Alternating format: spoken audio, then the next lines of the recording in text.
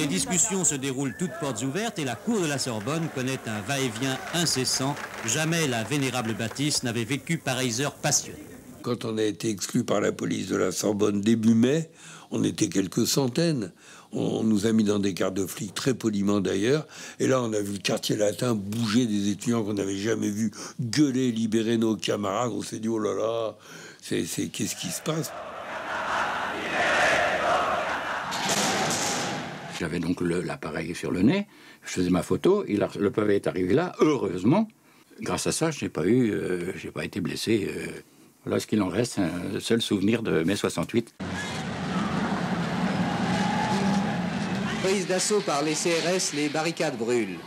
Derrière chacune d'elles, les étudiants résistent avec tout l'acharnement de leur jeunesse et de leurs convictions. Les grenades lacrymogènes, on en prenait autant qu'eux, nous. Hein.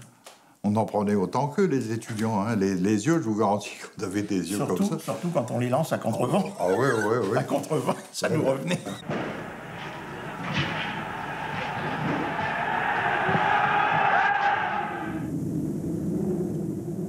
« 180 voitures gisant sur la chaussée. Paris, par le plus navrant des petits matins, faisait le bilan de la nuit dramatique du quartier latin. Je dis pas qu'on avait de la sympathie, parce que dans le fond, il faut penser aux blessés, il faut penser à ceux qui ont souffert de cela, mais il faut pas oublier qu'on voulait vivre autrement, même quand on était policier.